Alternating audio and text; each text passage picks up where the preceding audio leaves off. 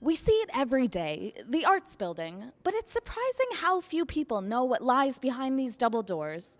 Moyse Hall, a full 306-seat theater, and sadly, one of McGill's best-kept secrets. But every January, the Arts Undergraduate Theater Society bursts open these doors to a shimmy, shake, and showcase what they've been working on for the past few months. This year, that production is The Drowsy Chaperone, a Canadian musical written in 2006.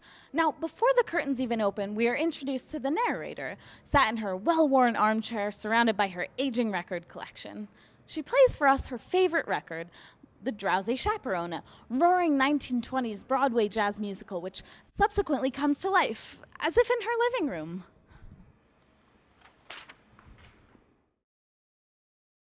The Drowsy Chaperone follows a 1920s Hollywood starlet as she arrives at a hotel for her newly announced wedding.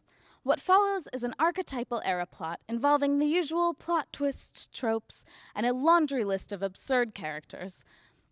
Unexpected weddings, blindfolded kisses, a European playboy, gangsters dressed as bakers, an aviatrix. The list goes on. Now, this may seem like everything that's wrong with musical theater. However, the unapologetic absurdity and self-referential criticism allow the audience to let go of any holdups they may have with the genre and just get on with enjoying the spectacle. Now, this is accomplished in part by the narrator, who not so much hates theater as she hates the theater-going experience.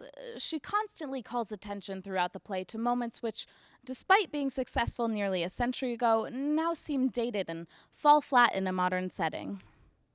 The audience is constantly jerked back into reality by the narrator's frequent control over the soundtrack, skipping over numbers she doesn't appreciate or pausing to insert historical background, causing choruses of slightly self-aware actors to follow suit. First of all, I was really caught by the music because I loved the music. As soon as I put it on, I was like dancing around in my apartment. I was just loving it. And then I read the script and I was like, oh my God, this is the funniest thing I've ever read. And I was also really excited because AUTS has often done classics. And I was like, oh my God, the show is so new. And it was written by Canadians and it made it all the way to Broadway. Like, that's not a thing that happens. Like, Canadian musicals don't go to Broadway. And it won like 4 or 5 Tonys in the process. And I looked at it, and the Tonys that they won were like set design, costume design. I was like, oh, that's exactly what I want, because I wanted a show that was very design heavy and had lots of like options for design. This show is visually spectacular. Large choruses of over-the-top characters prance across the massive stage, decked out in individually designed and tailored costumes. The interactive set, unleashing its surprises regularly throughout the course of the evening, continually keeps the audience on the edge of their seats. The cast in this show is wonderful, which is a great thing, considering that the play itself never stops forcing the actors into ridiculous and intricate dance numbers or pivotal musical solos, which are all tackled with aplomb.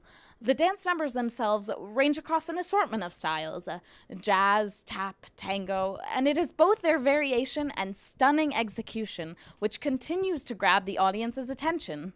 Well, one of my main goals was actually to make it a little bit different from the original Drowsy Chaperone choreography. Obviously, I think that's usually a goal for a lot of choreographers when they're working with a famous musical like this. I even got to incorporate some of the stuff that I learned in street dance that actually comes from swing dances and dances in the 1920s back into this musical, so that was a really fun experience. The costume design captures the aesthetic of the time period perfectly, all the while contributing to the show's overarching theme of self-reference.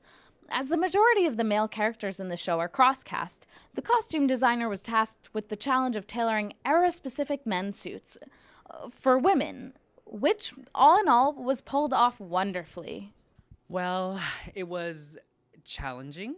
Suiting is one of the most difficult things to do, and I come as a classically trained tailor, so it came very useful in this show because we did a lot of tailored suits for the girls, and we worked a lot with them because we wanted to keep the feminine figure yet still be masculine.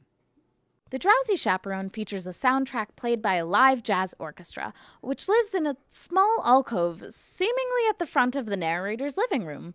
The upbeat musical numbers do much to contribute to the lively atmosphere, letting the audience experience a true 1920s Broadway fanfare. Wonderfully playful moments are produced when the musicians interact with the fabric of the play, may it be through the finicky record player, which tries its hardest to spoil all the fun, or through being periodically acknowledged by the characters in the production. At its heart, The Drowsy Chaperone is a large, loud, and jovial Broadway musical for those who despise large, loud, and jovial Broadway musicals. It's a brilliantly executed parody of the genre, which acknowledges its cliches and shortcomings, but magnifies them in such a way that we can laugh with them as opposed to at them. It's a colorful spectacle of lights, sound, dance, and comedy, and most importantly, it's a lot of fun. The Drowsy Chaperone runs January 23rd through the 25th and January 30th through February 1st at Moyse Hall at 7:30. Tickets are $15 for students, available online or at the door. For TVM, this has been Courtney Kassel.